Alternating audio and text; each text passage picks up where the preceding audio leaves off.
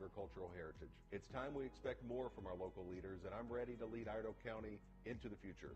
Vote for me, Brad Howard, for Iredell County Commissioner on March 5th. Paid for by Howard for Iredell.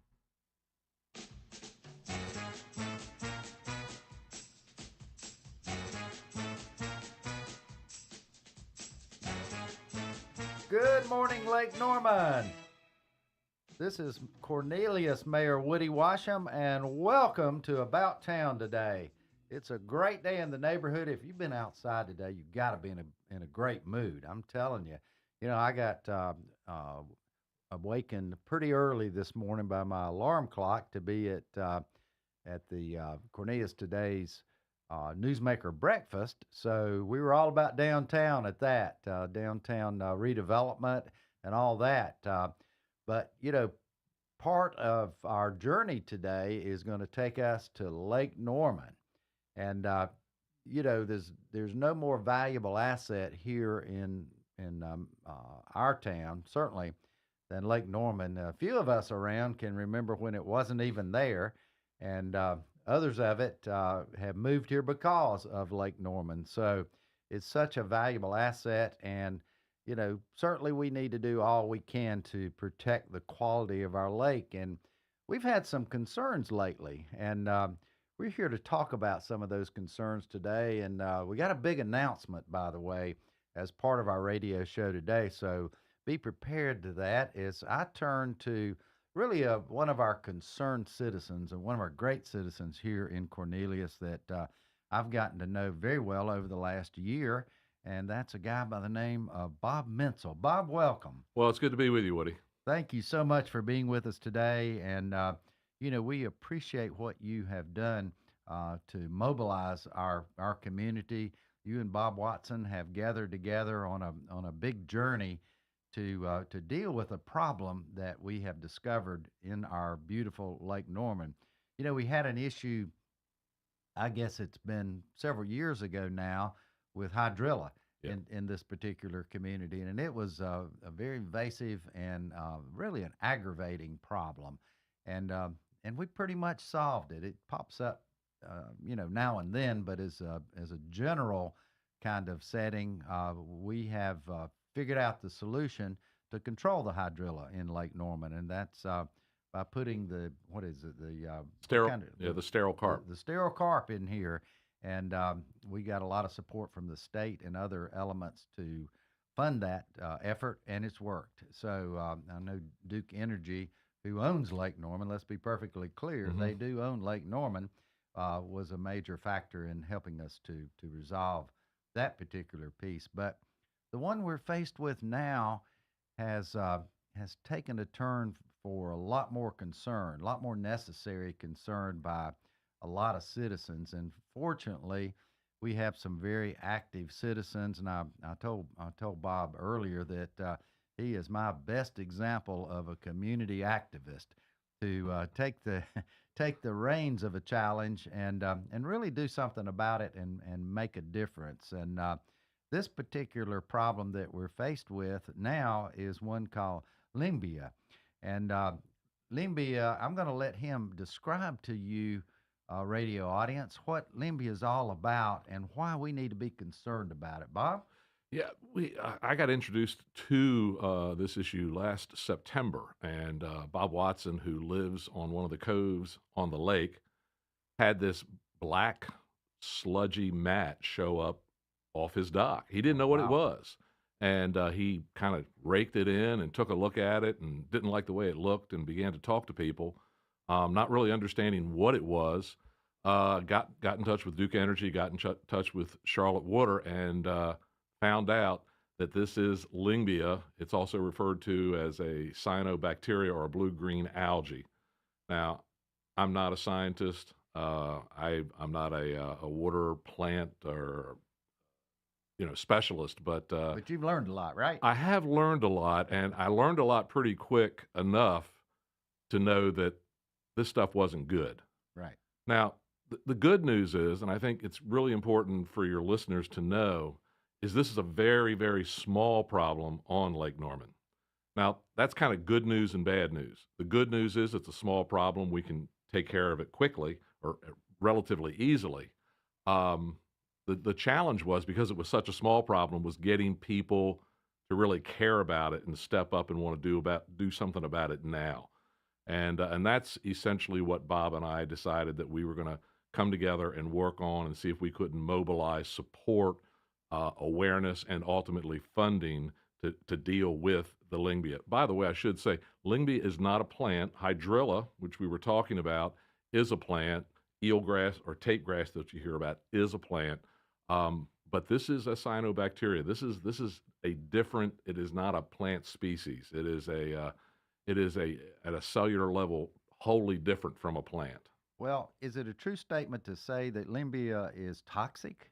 Well, there certainly are toxins. One of the challenges, and again, there's folks that know a lot more about this than I do, but one of the challenges is it's been relatively recently identified, and so there's not a lot of information about it. But there are toxins involved. If you're exposed to it, if it gets on your skin, it can cause a skin rash. There is research being done by NC State and the University of South Carolina to try to understand the toxicity better. But that information is still yet to come. Wow, that's pretty scary. It's kind of like when COVID started. Yeah, right. We didn't know a lot about it, but we had to learn a lot quick, and that's kind of the way this journey's traveling. And that's a good analogy. But certainly we both hope that they won't have the kind of outcomes that we had with COVID. But again, we don't understand, and we're learning as we go. And it can cause issues with your pets. I believe I heard Yes. that. Right. If pets ingest the water, I mean, it has killed animals, and it can, if it gets into the water supply, which is one of the reasons that Charlotte Water was so concerned about it, it can create some smells and some taste issues that the community just doesn't want, and certainly Charlotte Water doesn't want. Exactly. Well, there's a lot ahead. In a few minutes, I'm hoping we have some of our experts from NC State to maybe call in and give us some more technical analysis of where we're headed with this, because I think it's, it may be a journey to control this, Right. Down the road and into the future. So, it's going to take some funding and so forth. So, when you first found out about it, and I know the funding mechanism was a crazy journey for you guys, but it's amazing how this particular community will step up. I mean, it really is just a blessing, isn't it? It really is. There's been a lot of good things that have come out of the work that we were able to be a part of and contribute to. But one of the things is we're just reminded once again what a great town Cornelius is, and what a great area the Lake Norman region is. People just they come together. They come together as a community, and sometimes we kind of forget how special it is to live here. But this really is a special place. It really is. And how long have you lived here, Bob? Since 2000. Yeah, we'll talk about your journey and what got you to Cornelius here in just a few minutes. But anyway, it's a crazy experience we're going through with the lake, but we gotta protect our lake. That's the bottom line of this. And I'm fortunate enough to live on the lake as well. And I mean, it's just a crucial issue to me for a long list of reasons we'll talk about here in just a little bit. So thanks everybody for listening. This is Cornelius Mayor Woody Washam along with Bob Menzel today, and you're About Town, and we'll be right back.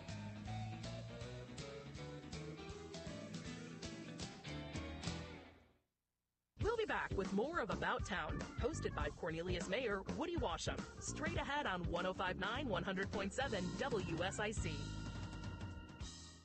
Well, you really couldn't ask for a nicer day, especially in the middle of winter. Sunshine back today. We're warming up into the mid-60s for this afternoon for a really comfy day of weather. Tonight we fall back down to around 40. Some extra clouds on the way for our Friday. High temperatures warming into the upper 50s to near 60. A late day or late evening shower can't be totally ruled out on Friday, and a couple of showers early Saturday morning before a cooler and dry weekend coming up. That's your forecast from the WSIC Weather Center. I'm meteorologist Chase Myers. Here's your WSIC community calendar. Merlefest is back. April 25th through the 28th at Wilkes Community College, featuring nearly 100 performers, including Old Crow Medicine Show, Turnpike Troubadours, the Teskey Brothers, Nickel Creek, and more. Tickets and information at merlefest.org. Listen each morning to Good Morning LKN for your chance to win tickets. Enjoy barbecue, beers, and bikes? Come by Max Speed Shop every Thursday and Saturday now through April 13th for live music and great food. MaxSpeedShop.com. Want to attend the Charlotte Home and Remodeling Show? Throughout the day, you have your chance to win tickets. Listen to Good Morning LKN, the Home Ad Show, the News Drive at 5, and the Scoreboard. Each show gives you your chance to win. The Charlotte Home and Remodeling Show, February 23rd through the 25th. Looking to play some trivia with your four-legged friends Monday nights? Lucky Dog Bark and Brew has you covered. Trivia night, Mondays from 7 to 9. LuckyDogBarkandBrew.com. After selling out 2 performances last year at Kane Center for the Arts, Forever Young is back. Follow the unforgettable group of friends as they discover the greatest hits of all time. Forever Young, Kane Center for the Arts, Friday, February 16th, kanearts.org. That's CAINarts.org. Have an event you would like to tell people about? Yard sales, estate sales, and everything in between? Visit WSICnews.com and click on events to submit your event today. We're back with more of About Town with Cornelius Mayor Woody Washam on 105.9, 100.7 WSIC. Local starts here.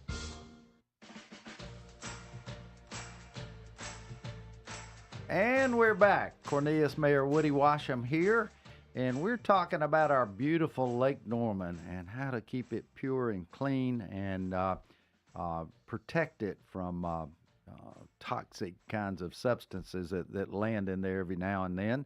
And we've gotten one of those situations right now and on our way to some solutions. And Bob Menzel's here with me. He's one of our community leaders for this particular cause. He and Bob Watson have headed up the effort to raise money and find a solution sooner than later. And there was a major timing issue here, Bob, and I think that's what concerned folks. We knew if we didn't get started by such and such a time, that we have to wait till next year, and who knows what the growth we would encounter with the growth of this Lyngbya by then. So isn't that true? Yeah, exactly. We as we got into this, one of the people that was important, groups that was important for us to get to know was the North Carolina State University Aquatic Plant Management Program people.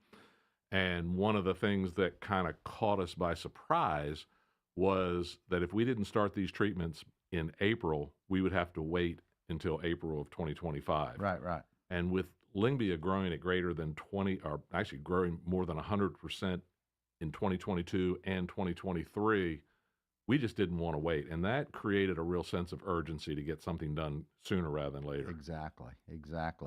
Well, what we learned through this process, I know in the first meeting that occurred with a fairly large group out at the Peninsula Club one day, I happened to be there, was the fact that there is state money appropriated for certain things involving lake quality. Is that correct? It is. It's done through the Department of Environmental Quality. The challenge that we had is what is typically funded is eradication of invasive and noxious plant species. But as we were discussing before the break, this isn't a plant. And so we've been working with House Speaker Tim Moore. We've been working with Senator Vicky Sawyer and Representative John Bradford, as well as former Senator Jeff Tart, to get legislation through. Bob Watson headed that up, and actually the legislation passed the House.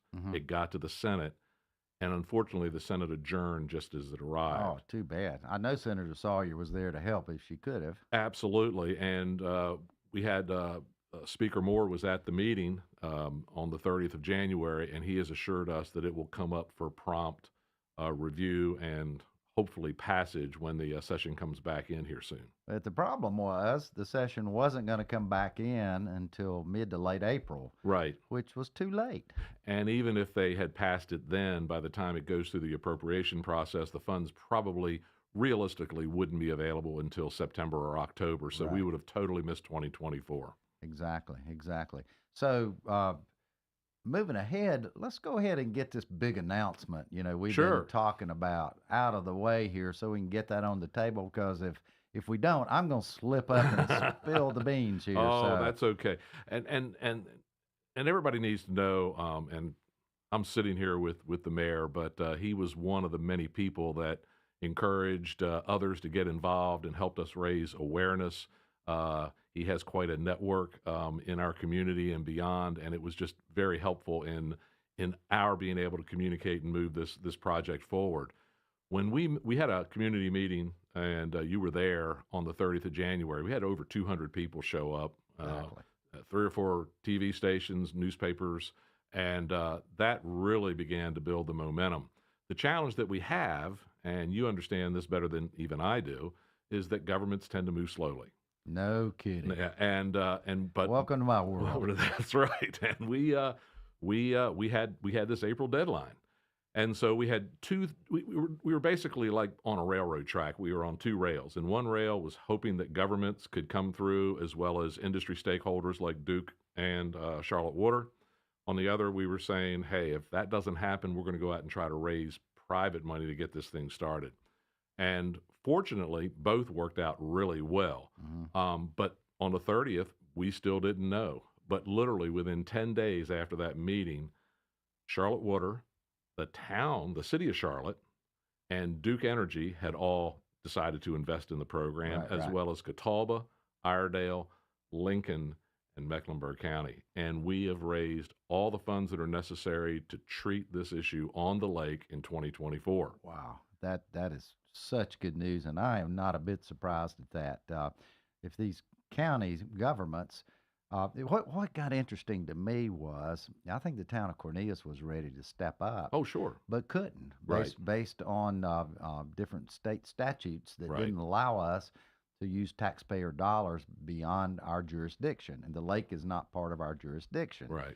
So that ended up being a challenge for us, and we tried every way. We got our attorneys involved. Couldn't do it, but the counties could do it. Right. So that was the only hope for government to step up, because the legislature is out of business right now and out of session and couldn't help us. So, I mean, it was a scary time, but I think even if the counties hadn't stepped up, you would have made your way, don't you think? I think so. We were well on our way with private donations. One of the things we promised, and I'm just so tickled to report, because we have gotten all this funding, all the private donations are being returned to the contributors. I was at the Cornelius post office yesterday, putting those packages in the mail with thank you notes, a little small gift, and their check with a void written across the front of it back to every one of those contributors. So we are very grateful to everybody in this community that contributed it, and we are just thrilled that we were able to return their money back to them. Well, that's awesome. That really is. I think you kept that in escrow, right? Just hoping you could raise this money through other resources and not have to. And pretty much everybody was telling us, Bob and Bob, you can't do this by April. There is no way that you're going to find that money by April. But again, your work, certainly want to sit there and thank Elaine Powell, who's the District 1 Mecklenburg County Commissioner. She was very helpful. Commissioner Bud Cessna over in Lincoln County has been very helpful.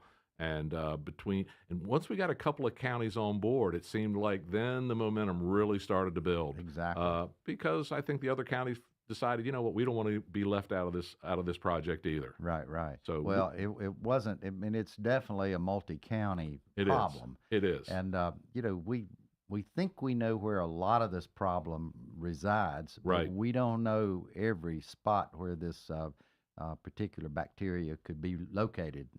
That's kind of scary, isn't it? It is. There's thousands of test sites out on the lake, and the Lake Norman Marine Commission can speak to this better than I can. But we're pretty sure that there's more out there than what we found. the vegetation study that NC State does annually is really looking primarily at the hydrilla, so they can continue to manage that program effectively. But while they're there, they're also picking up other growths, including Lyngbya. Right. And so, to the extent that at these sites where they measure for hydrilla, they found Lyngbya. It's only 10 acres, 0.0003 of the surface area in the lake. Right. But one of the things that helped build some momentum for this was the folks at NC State are working and have been working for years with Lake Gaston up on the North Carolina-Virginia border. That lake is a little bit smaller than Lake Norman, and they've got a real challenge up there because 6% of that lake surface has Lyngbya on it. Right. It's about 1,200 acres. If we had 6% coverage on our lake, on Lake Norman, there would be 2,000 acres of Lyngbya on Lake Norman. Oh, my goodness. And we do not want to go there.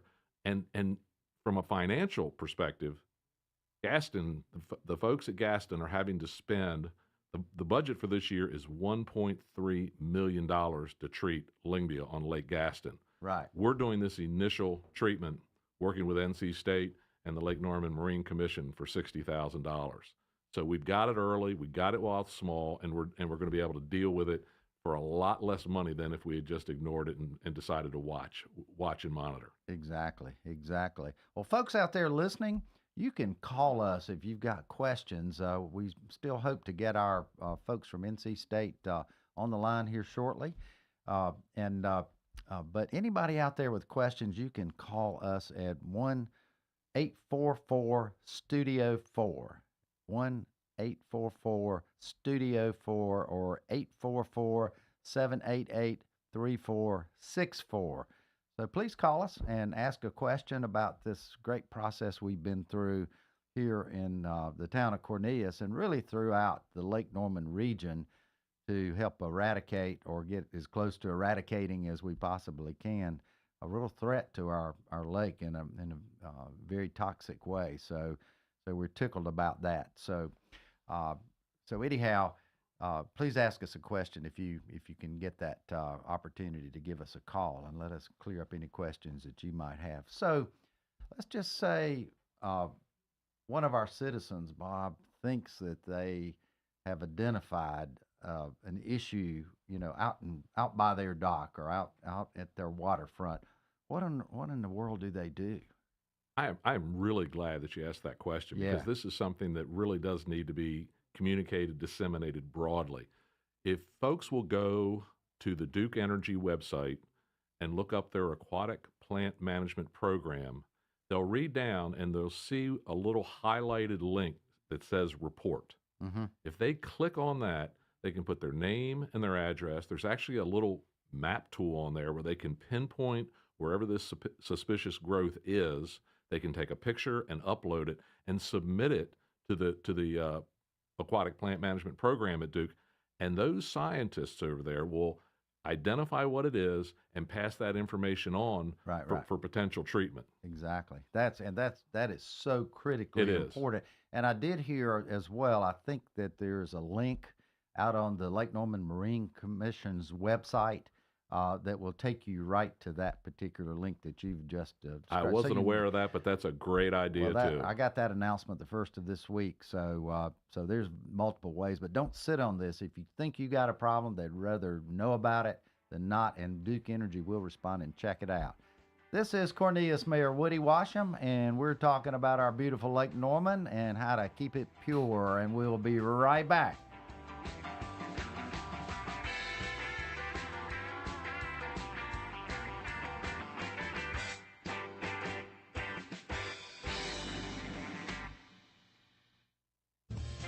More About Town with Cornelius Mayor Woody Washam. Coming up on 105.9 100.7 WSIC. Well, you really couldn't ask for a nicer day, especially in the middle of winter. Sunshine back today. We're warming up into the mid-60s for this afternoon for a really comfy day of weather. Tonight we fall back down to around 40. Some extra clouds on the way for our Friday. High temperatures warming into the upper 50s to near 60. A late day or late evening shower can't be totally ruled out on Friday. And a couple of showers early Saturday morning for a cooler and dry weekend coming up. That's your forecast from the WSIC Weather Center. I'm meteorologist Chase Myers. Tax Talk with Straight Talk. You give and you give. This tax season, you get with Straight Talk Wireless. You get a reliable 5G network and unlimited data and a new Samsung Galaxy A15 for just $99. So you can give your janky phone to your kid. Good talk. Switch to Straight Talk for plans starting as low as $25 a line per month for 4 lines. Hey, Jessica, can you hear me all right? StraightTalk.com. For network I management sure can. All right, cool deal. We'll be back in just about 2.5 minutes, all right? Okay, sounds good. Thank you. Cool deal. Hold tight. Taxes and fees apply.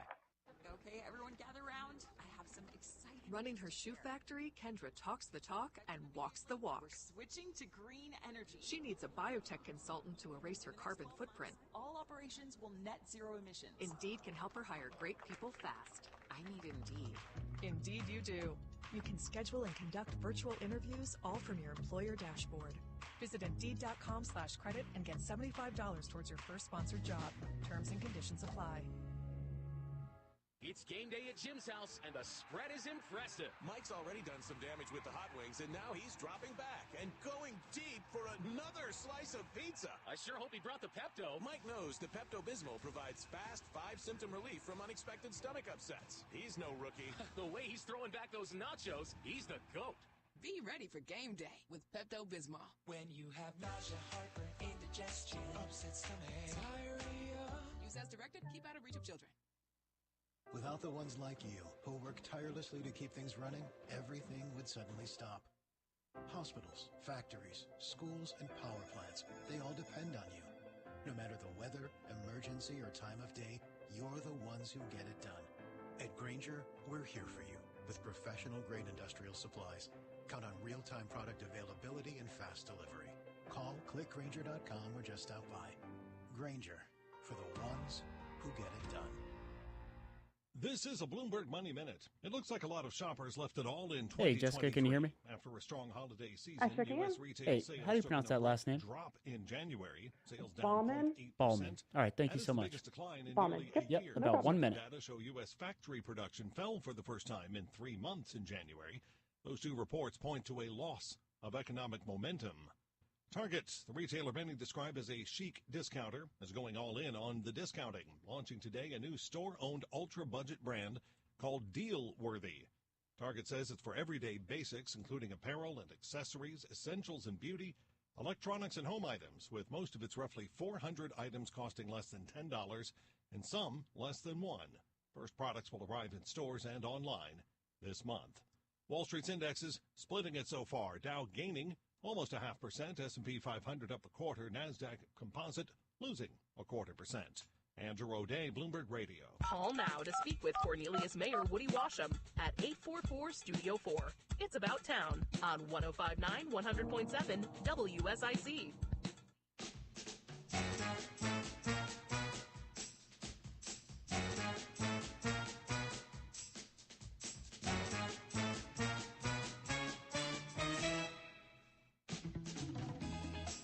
Good day again. This is Cornelius Mayor Woody Washam, and we are back. And we are back with a special guest. And I'm so glad that we were able to connect this morning with actually the project manager of treating our challenge with Lyngbya here on Lake Norman, and that would be Jessica Ballman. Jessica, can you hear us? Are you out there? I sure can, Mr. Mayor. Thank you for having me. Oh, we're delighted you're here, and tell us what you do, and then we'll work into what you're doing for us directly here at Lake Norman. But you are with NC State University, is that correct? That is correct. I am an extension associate, and I am housed in the aquatic plant management program at NC State under the Crop and Soil Sciences Department. And our program focuses on management and control of invasive aquatic species. And I have sort of a unique role in being an extension associate. Usually they're county-based, but my role is actually funded by the Lake Gaston Weed Control Council on a large percent. So my territory is Lake Gaston, and I oversee all of the research and management that occurs at Lake Gaston that deals with aquatic plants. Well, one of the reasons recently, yeah, has, go ahead. No, which recently has included the Lyngbya problem. Oh, got you. Well, absolutely. And, I want to take us to a little discussion about Lake Gaston uh, because Okay. we don't want to be like Lake Gaston here in Lake Norman, I don't think, do we? Tell us about Lake Well, Gaston. there's a lot of good things about Lake Gaston, but no, you do not want your Lyngbya issue to be like Lake Gaston's. So Lake Gaston is currently, Bob set this up pretty well, we're dealing with about 1,300 acres of Lyngbya. Like Lake Norman, there was a large effort to control hydrilla. That was their main problem for over a decade. We've gotten hydrilla from the thousands acres to hovering around 200-300. Mm-hmm. And about the time that we got hydrilla under control, Lyngbya starts to ramp up. It opened up a niche, and now our problem species is Lyngbya, and it has steadily increased over the last decade to where it is now. Well, in terms of that treatment there at Lake Gaston, if they could have jumped on it a little quicker, would that made a difference for them? I believe so. As Bob said, this is kind of a new phenomenon in managing Lyngbya, and we started about 5 years ago. They've looked at this in smaller systems, but Gaston is so large. And we started a research project about 5 years ago. We had some smaller acreage that we were really looking at different chemical controls, different products that we knew would work on Lyngbya, different timing. And it took us about 3 or 4 years before we kind of dialed in which products are most effective, our treatment timing that is most effective, and our application methods that are most effective. So over the last 3 years, we haven't really increased our acreage as we were doing previously. Awesome. That is quite awesome. So how do you know where Lyngbya is? I'm bringing you back to Lake Norman now. How do you know where it's located in our lake? Is it all over the lake, or is it isolated specifically to the peninsula area? How do you know where it is? So NC State conducts yearly vegetation surveys of the shoreline. Mm-hmm. We go out there with basically a double-sided rake attached to a rope. For Norman, we have specific sites that we go and check each year, and we throw the rake and we pull it along the substrate, and we'll collect any Lyngbya that is located in that area, and that way we can detect it as present. At Gaston, we have a unique situation where we have a big group of volunteers, and so we have over 6,000 points that we sample over the 350 miles of shoreline. So for Gaston, we've narrowed it in pretty close using that volunteer vegetation survey. But for Norman, we use the same technique. It's just spread out a little bit more. But our survey this year found it at the peninsula, and then it looks like it's mid-lake and some located up in the state park area. Oh, okay.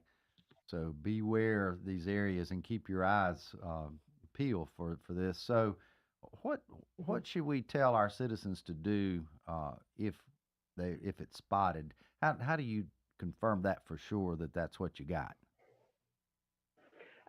So at Lake Gaston and Duke Energy has a similar program that they've announced in really using an online form, and homeowners are at their lake way more than we can be, and if they see it or if they suspect that they see it, enter in that information, goes into a database, adding pictures, because there are some other algae scum type species that it can be confused with, but a picture goes 1,000 miles, and then we can georeference it to where it is on the lake. And that really, for Gaston, has been a huge help in knowing, not only is it there, but how densely is it growing?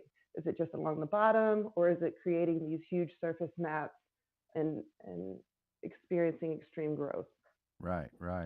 So what happens after this particular, I think there's a treatment coming our way, and that's why these guys have been working so feverishly to actually get some treatment going sooner than later here on Lake Norman. Why was that important? Well, first of all, that was impressive how quickly that was organized. Usually the problem with these programs is that initial logistics of organizing and finding the funding for it. Because unlike some of our other problematic species, Lyngbya is an expensive one to treat. It takes 6 consecutive monthly treatments over multiple years to get control.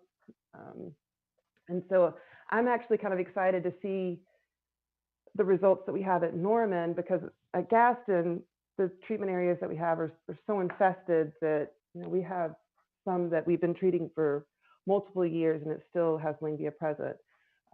But Norman has the advantage of it's a small acreage and the growth densities aren't that large. So I'm not quite sure exactly how it will look at the end of 6 months, but I'm optimistic on the results. You'll still see it. It's not going to be like hydrilla treatments that people are used to, in which the treatments reduce the biomass and so the plant is gone. You don't see it, the problem's gone. Lyngbya will still persist, but over the years, you'll eventually see less and less of it until, Gaston, we have areas that were completely infested, and now you go to those areas and there's sandy bottoms with, visible fish beds. Jess, this is Bob. I had a question that. Hey, Bob. Hi, and thank you for being here today.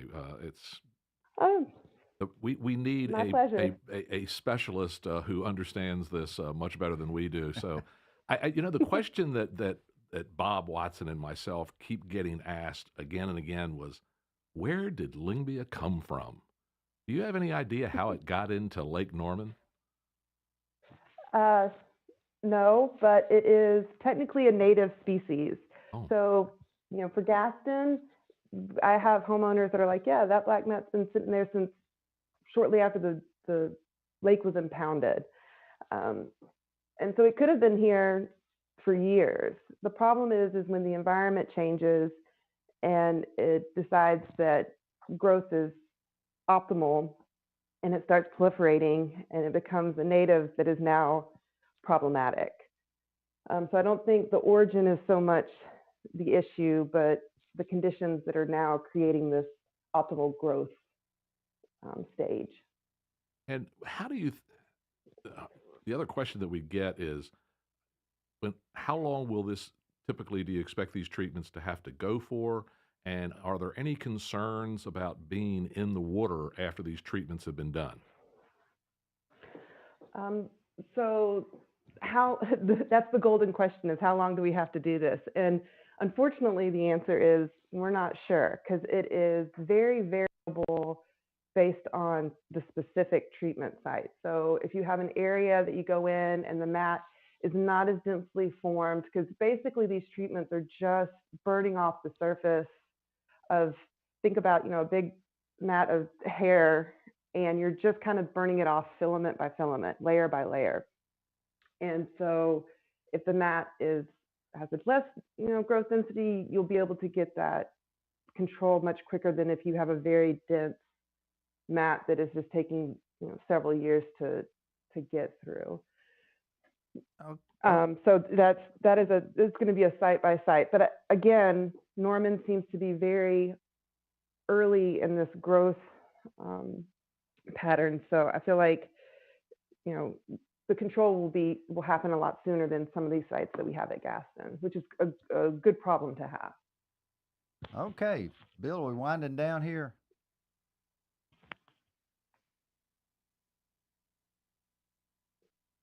This is Cornelius Mayor Woody Washam, and we will be right back after we hear from our sponsor. For our Friday, high temperatures warming into the upper 50s to near 60. A late day or late evening shower can't be totally ruled out on Friday, and a couple of showers early Saturday morning before a cooler and dry weekend coming up. That's your forecast from the WSIC Weather Center. I'm meteorologist Chase Myers. Here's your WSIC community calendar. Hey, Jessica, you still there? April 25th. Yep, I'm still here. All right, cool deal. Sorry. Just got hit with a bit of a hard break there, but we'll be back in just a couple minutes. Yeah. Including Old Crow You're Medicine good, Show, you're good. Thank you. Turnpike Troubadours, the Teskey Brothers, Nickel Creek, and more. Tickets and information at merlefest.org. Listen each morning to Good Morning LKN for your chance to win tickets. Enjoy barbecue, beers, and bikes? Come by Max Speed Shop every Thursday and Saturday now through April 13th for live music and great food. MaxSpeedShop.com. Want to attend the Charlotte Home and Remodeling Show? Throughout the day, you have your chance to win tickets. Listen to Good Morning LKN, the Home Ad Show, the News Drive at 5, and the Scoreboard. Each show gives you your chance to win. The Charlotte Home and Remodeling Show, February 23rd through the 25th. Looking to play some trivia with your four-legged friends Monday nights? Lucky Dog Bark and Brew has you covered. Trivia night, Mondays from 7 to 9. LuckyDogBarkandBrew.com. After selling out 2 performances last year at Kane Center for the Arts, Forever Young is back. Follow the unforgettable group of friends as they discover the greatest hits of all time. Forever Young, Kane Center for the Arts, Friday, February 16th, kanearts.org. That's CAINarts.org. Have an event you would like to tell people about? Yard sales, estate sales, and everything in between? Visit WSICnews.com and click on events to submit your event today. It's About Town with Cornelius Mayor Woody Washam on 105.9, 100.7 WSIC. Local starts here.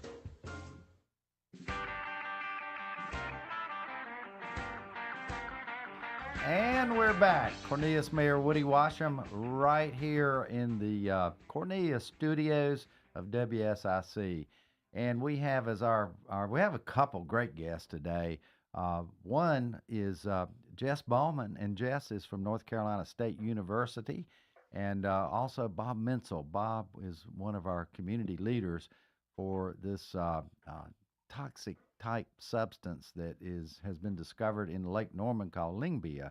And Jessica was just taking us through some great explanations of the treatment opportunities that we have now raised enough money to move forward with this treatment. And this was a serious problem that we needed no time to burn until we got our treatments moving forward. So Jessica, we'll continue just a couple more questions for you here. Talk about these treatments a little bit. Should our citizens feel safe once they see the treatments moving forward, or should they be concerned about that? Is there any toxicity involved with the actual treatments, or what's the story on that end of it? So the algicides that we use are a chelated copper-based product, and so there are no restrictions in terms of irrigation or swimming when it comes to these products.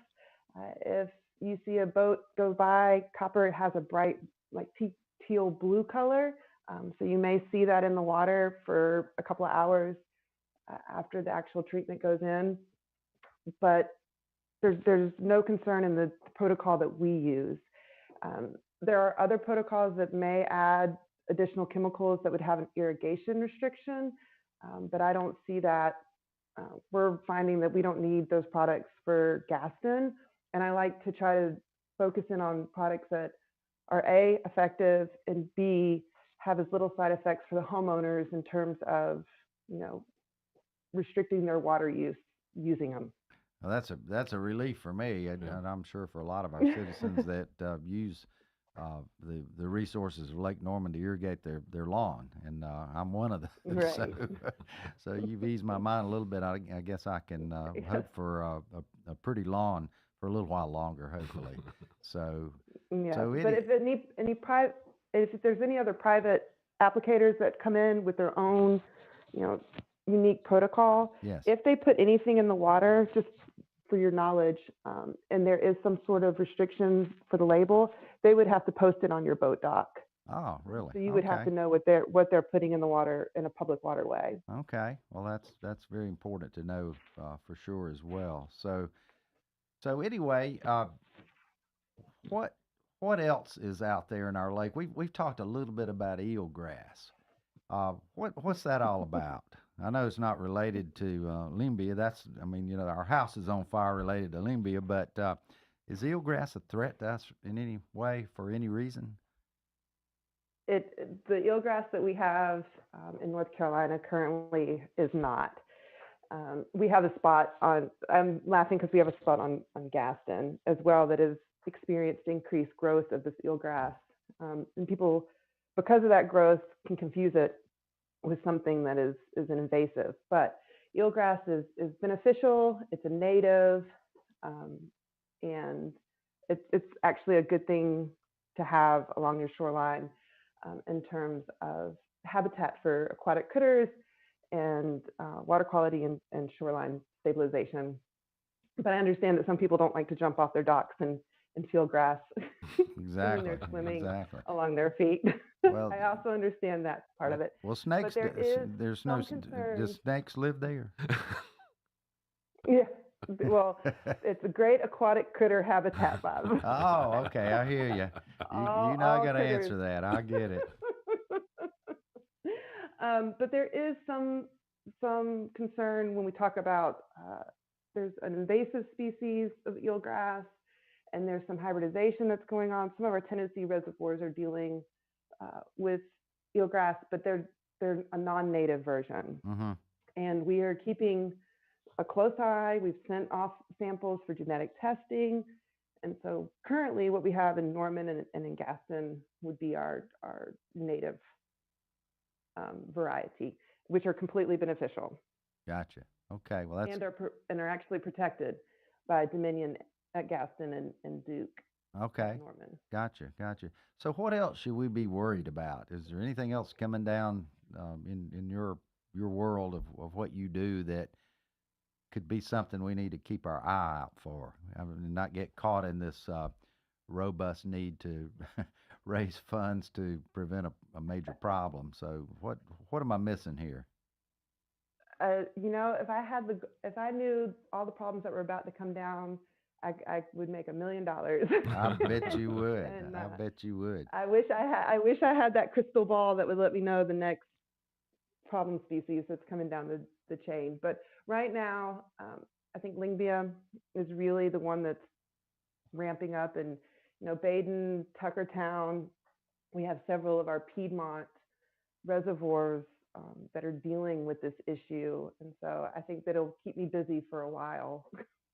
One of the things that I was at the Lake Norman Marine Commission meeting Monday evening, and I think there's going to be an effort underway to kind of try to coordinate and sync up all the different testing that's going on Lake Norman so that we can get good data that can be shared across multiple agencies. And I think it's just sort of in the beginning stages of those discussions, but I know that Catawba Riverkeeper's out there testing, Charlotte Storm Water's out there testing, Duke's out there testing. There's a lot of testing that's going on, but one of the things that we're hoping to do is to be able to bring all of that data together, synthesize it in a way so it's usable, so that we can have a really robust monitoring regime for the lake year after year, so that whatever comes our way, we won't get surprised. Won't get blindsided. Exactly. Yeah, and that's so critical. I know to our town, with almost 75 miles of shoreline in our little town here, that becomes pretty critical. And Cornelius has its own lake. There is Lake Cornelius and Lake Davidson as well. Exactly. That actually were flooded before Lake Norman. Yes, they were. Yeah. I was there. I know you were. I knew you would know that. Back in the day, I did know that. Absolutely, it put my childhood home place on the lake. Oh, what about that? Well, there Lake you go. Cornelius, actually.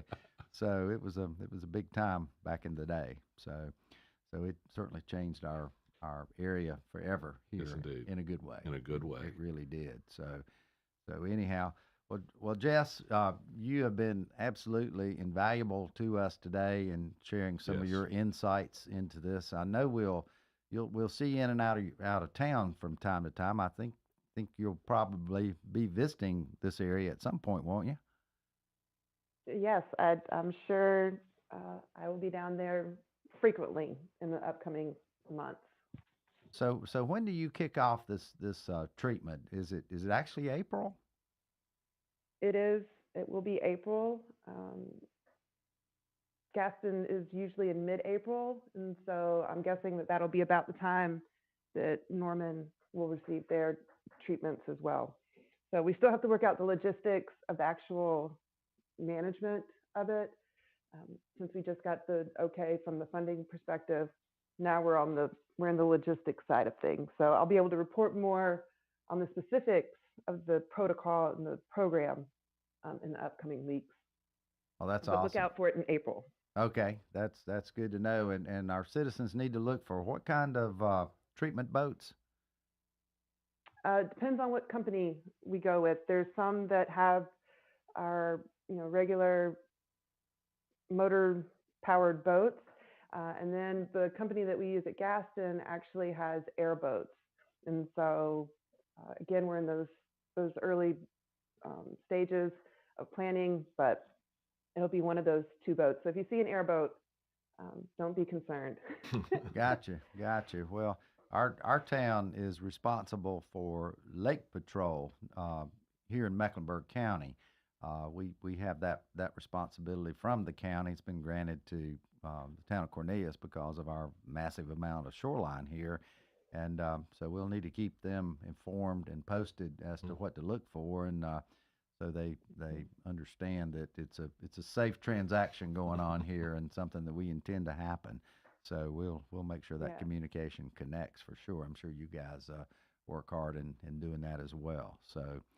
But thank you again. As soon as we know those details, we'll be sure they're spread so that people aren't concerned. That's wonderful. Put me on your mailing list, and we'll make sure it gets communicated. So thank you so much for your time today, Jess. We appreciate it. No problem. Thank you for having me. And if we can help you in any way along the way, I know you can find Bob and I ready to jump in with you for sure. Absolutely. So, but thank you, and you have a great day. You too. Thank you. Okay. So, Bob, here we go on this great venture to eradicate Lyngbya to the best we can, at least control it here in our lake. And thank you so much for the hard work that you and Bob Watson have jumped in there and placed. When I first heard this story, I think we were at lunch one day to get into some of the details.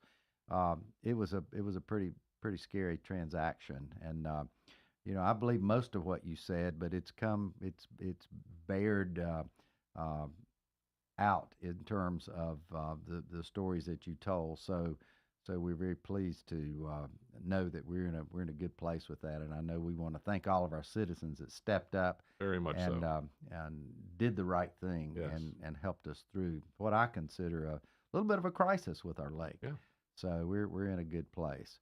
So thank you, listeners, for doing that. I hope you learned something today out there, and I hope you will heed the fact that we do have this Lyngbya in our lake, and keep your eyes out for it. So my wish is a clean, safe, non-toxic lake, and it'll continue its beauty. And my best wishes to you this weekend. We're going to have some warm weather, I think, happening the next day or two. Hope you'll have a great weekend. Cornelius Mayor Woody Washam here, and we will see you next time. Thanks for listening.